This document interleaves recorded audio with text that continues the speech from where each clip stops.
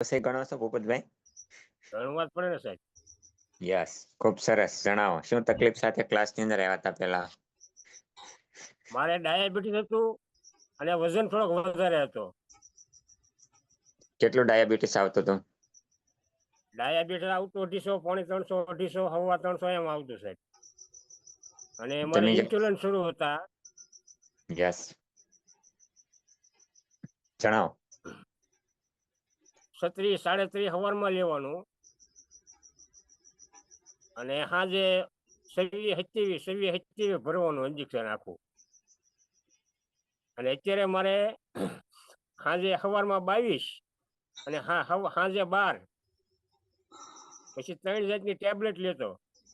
એક લોહી આસુ કરવાની, એક બીપીની અને એક આવડી ડાયાબિટીસની.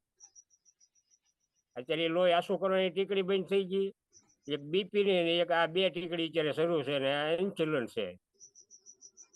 ઇન્સ્યુલિનમાં કેટલો ઘટાડો છે અત્યારે ભૂપતભાઈ? અત્યારે 38 હતું, 30 ને 7 હતું, અત્યારે 22 થઈ ગયું. જોરદાર. સાંજે 27 હતું, સાંજે 27 લેતો એના બદલે સાંજે 12 થઈ ગયું. તમે જ્યારે ક્લાસની અંદર આવ્યા નતા અને તમને જ્યારે વાત કરતા કે તમે આવી કોઈ સંસ્થા ચાલે છે અને તમે ત્યારે માનતા નહોતા, બરોબર ને? હા સાહેબ. તમને એમ લાગ્યું કે ક્લાસની અંદર આવીને બદલાવ કરવાની શરૂઆત કરું તો મારા ડાયાબિટીસની અંદર મને રિઝલ્ટ મળવાની શરૂઆત થઈ. તો ત્યારે તમને હા એમ કેમ લાગતું કે અહીંથી રિઝલ્ટ નહીં મળે, એમ કેમ લાગતું? પણ એનું કારણ છે સાહેબ, મેં કોઈ દવા જ બાકી નથી રાખી. કોઈ એમ કે દેશી દવા અહીંયા મળે એટલે તરત ત્યાં પહોંચી જવાનું એમ. યસ. કોઈ પણ વાત કરો એક દેશી દવા છે કે આ વસ્તુથી તમને ઘટી જાય. આપણે જે કાળીંગડા આવે ને કાળીંગડા, બધા યસ. એમ કે આ તમે આ છે એને ખૂંદો ને એટલે તમારું ડાયાબિટીસ સાવ નાબૂદ થઈ જાય. પણ આપણે તગારાની અંદર નાંગી ખૂંદતા હોય ને સાહેબ, આંખોમાં મોઢામાં બધી કડવાટની વાસ આવે. યસ. કડવું આખું આખું શરીર તમારું એટલી વાસ આવે એની. જે કોઈ વસ્તુ તમે બાકી નથી. પગેથી માથે ચાલો તો પણ તમારા મોઢાની અંદર કડવાશ આવી જાય, બરોબર ને? હા. યસ. તો તમને ડાયાબિટીસની અંદર સારો રિઝલ્ટ મળ્યો છે, બરોબર? ત્યાર પછી વજન કેટલો ઘટ્યો છે? વજન હમણાં નથી મપાયું. 3.5 કિલા ઓછો થયો તો પછી હમણાં નથી વજન કરાવ્યો પાછો. હવે 1-2 દિન રમેશભાઈને બોલાવીશું એટલે એ પાછો વજન કરશે એમ. યસ, ખૂબ સરસ. તો તમે પણ વ્યક્તિને વાત કરો, ડાયાબિટીસ વાળા કોઈ તમારી સાથે પેલા દવા લેવા આવતા હોય, દવાખાને જાઓ હા ત્યારે હા રિપોર્ટ કરાવવા જાઓ ને ત્યારે મળે ને ત્યારે એમને વાત કરો કે ક્લાસની અંદર આવો, બદલાવ કરવાની શરૂઆત કરો અને તમને પણ તમારા ડાયાબિટીસની અંદર સારું રિઝલ્ટ મળશે. ત્યાર પછી બીજું કાંઈ જણાવવા માંગો છો ભૂપતભાઈ? હા સાહેબ. બીજું કાંઈ જણાવવા માંગો છો? ડાયાબિટીસ છે ને મારે, ડાયાબિટીસ મારે હતું ને, ડાયાબિટીસ મને છે ને તો કોઈ પણ મોતિયો ઉતરો ગામની અંદર ડાયાબિટીસ નો અસર બતાવે, રિપોર્ટ કરવા જાય પેલા મોતિયા ઉતરાવે કે ડાયાબિટીસ રિપોર્ટ કરાવવો જાય, રિપોર્ટ કરે કેમ કે તમારે ડાયાબિટીસ આવે, તમારો મોતિયાનું કામ ન થાય તો એ હાજે તરત મેં એકલા જાવ ત્યાં એને ઘેરે કે બધી જાતના દવા દેશી પડી હોય, કાળો કડાયો છે, માયમેઝો છે, પછી આ ઓલું બધું જે માગે એ ફાકી જાય. 4-5 જાતની ફાકી મળી જાય. 2 દી પીવે ને એમ કે ભાઈ કંટ્રોલમાં આવી ગયું, તમે ઓપરેશન કરાવી આવો. યસ. દવા.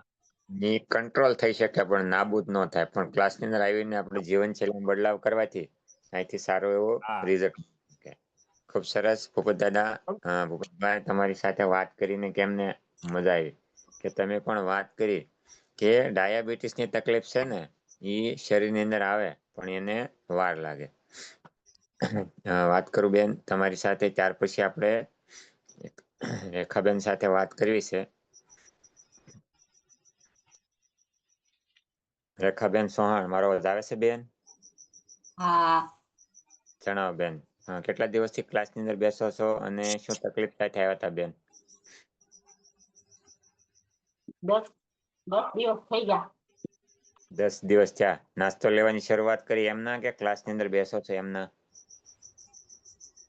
નાસ્તો લેવાની શરૂઆત કરી ને. યસ. કેટલા 10 દિવસ થયા બેન? હા. શું તકલીફ છે શરીરમાં બેન, જણાવો?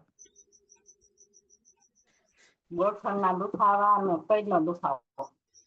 કમરનો દુખાવો છે, ગોઠણનો દુખાવો છે, ત્યાર પછી બીજી કોઈ તકલીફ છે બેન?